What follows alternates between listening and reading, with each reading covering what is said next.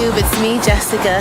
I just came back from the best event ever. It's called Naturals in the Park in New York City at the High Line, and it was just a great opportunity to meet such awesome women who are also now locked and natural, and we got to just meet each other, support one another, do interviews for websites, and it was just so much fun, and I love doing these things. This is like a chance for me to just get all dressed up and dolled up, do my hair.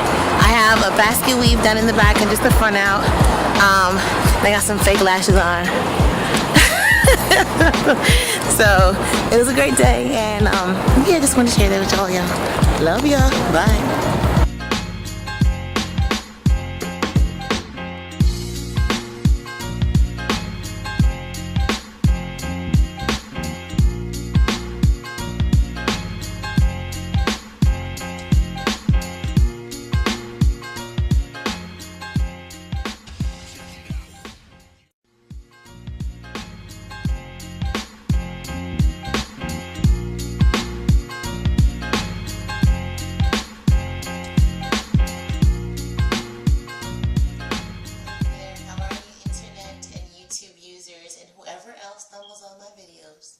Welcome.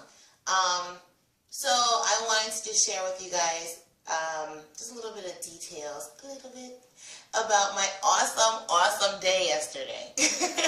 I went to a program or event called Naturals in the Park in New York City, and it was located at the Highline Park. It's on 23rd Street and 11th. That's where we met up. And we had a photo shoot of all these women who had either locks or natural hair. You paid additional fees if you wanted your own personal package done like by yourself. It was in the park, so it was glorious because the weather was amazing yesterday. About time the East Coast got a little bit, you know, of good weather because we got hit this winter, for those of you who don't know. And so this day was just so fun, man. We had it was hosted by Bella Kinks and Locks Revolution. Bella Kinks' real name is Julian. I'm good. And Niyya is Locks Revolution. They're both on Instagram, and our photographer was Island Boy Photography. That's his Instagram name. I will have the links for these three at the end of this video. Please check out their stuff. Their blogs are amazing, their Tumblrs are amazing, their Facebook pages are amazing, their personal websites are amazing, and they're just awesome outlets for those of us who are going through this hair journey. And you know what? I think that people with processed hair should also take a look at these videos because it's just so informative and it's educating, and it's not like, you know, not like all these natural people or natural hair folks are just like, we hate you. No, we're not doing that. When we're educating you guys and telling you guys about this process and kind of just letting you know what it's about, it's not our way of being snobbish or know-it-alls. It's really just informing you guys. Like, it's just education. Like, if you look at it like that, it's not this natural girls versus perm girls feud. It's not. We're all the same people. We all one love, drama-free, you know. So, yeah. I decided to take notes this video because I can talk a lot and I would ramble on and on and on.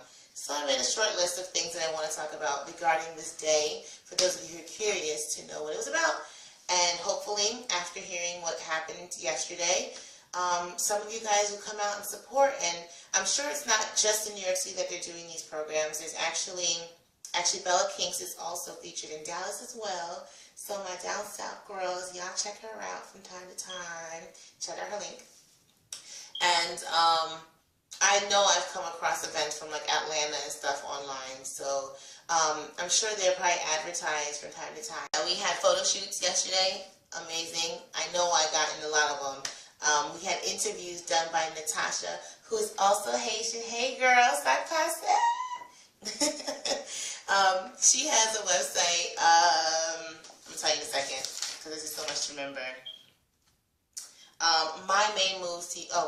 MyMainMoves.com, and she's on Instagram, Facebook, and all of that, which I also have a link for her as well. So we were interviewed, asked about our personal journeys. It was so inspiring to hear everybody's story. It really was. It just was awesome.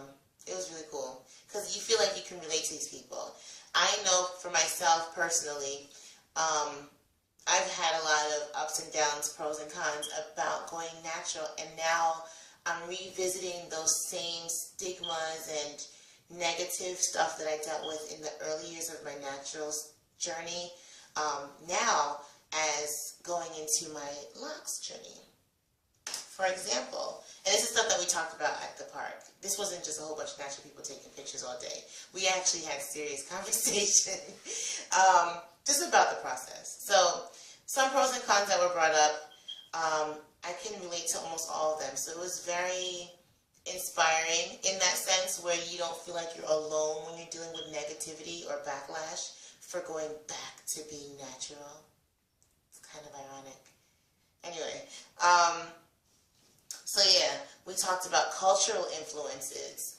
Like some of you may know, I am Haitian, sac passé. And so yeah, there's this like, I remember talking to my aunts about getting locks, and they were like, oh, you're going to be a Rasta? Rasta? I'm just like, hold up. Y'all raised me Christian. I've never smoked weed a day in my life. I'll put my right hand on the Bible for that. Contrary to what people think about folks with locks, we don't all smoke weed. I just want to put that out there. It's not, it boggles my mind. I remember being at a hospital, and an attending physician came to me and was like, hey, how are you? You busy later? You want to get a smoke? I'm like, one, we're in a professional setting, so pump the brakes. Two, I don't smoke weed or cigarettes, so kick rocks. Alright. Another pro and con is that people think that if you're locked or natural, that you're not approachable. That you're just standoffish, you're righteous, and like all about black power, and we don't mess with you guys because you're inferior because you put that chemical in your hair. No, that's not the case. Like, a lot of us are approachable. Some of us are giddy. Some of us are super approachable. Some of us are, you know, just very versatile in general. Just because we're natural doesn't mean that we're all the same. Like, we're all the same people because we, you know, share melanin. However, we all have individualities. And it sometimes gets annoying when you're just put into this box that society presents as what a natural girl is supposed to be. So, yeah.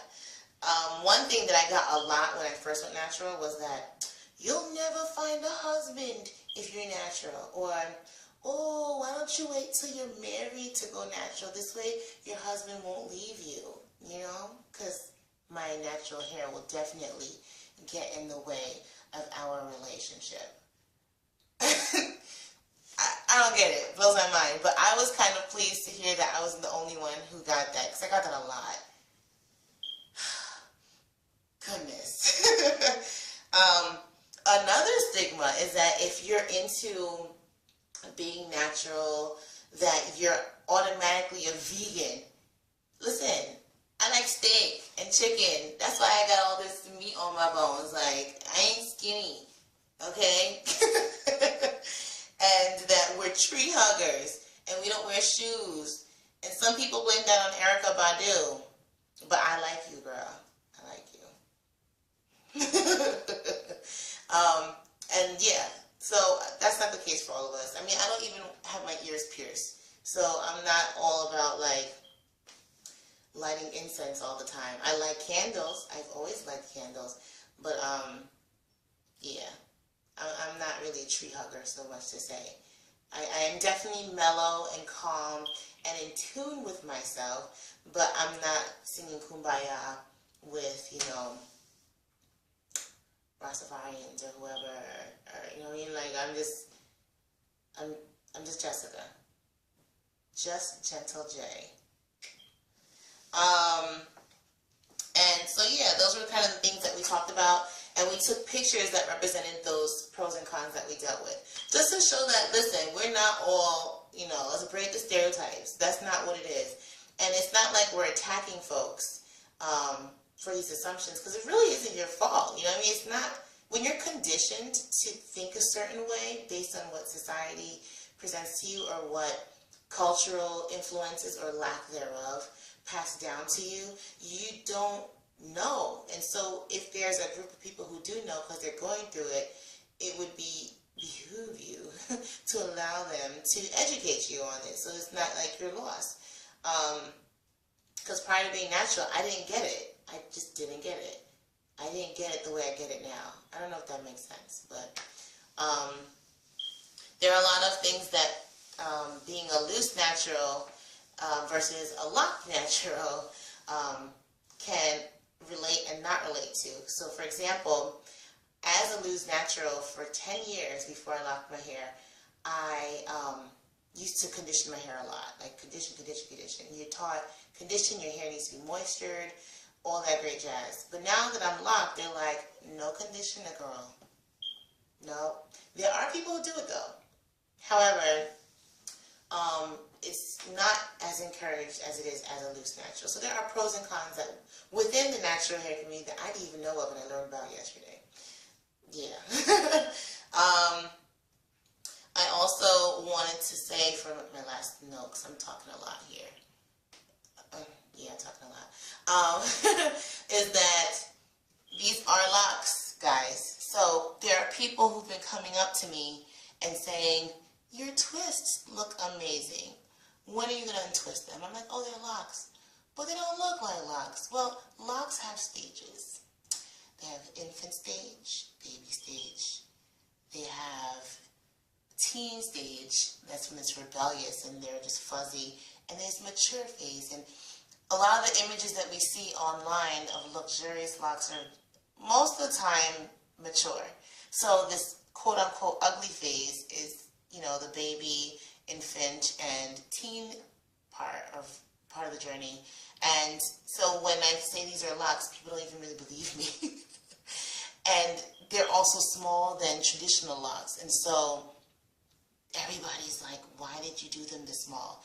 Or, Jessica, why didn't you do them thicker? Why don't you do it like so-and-so? Like someone else will be locked in the room, and they'll grab that person and bring them to me and say, you should have done it like this. No. I wanted to do them like this. Micro locks. Okay? Anywho, so that's it for me and my rambling. Check out the picture at the end, and most importantly, check out the links at the bottom of this page, and also at the end of this video, I'll do links so that you can just like see it as it scrolls by.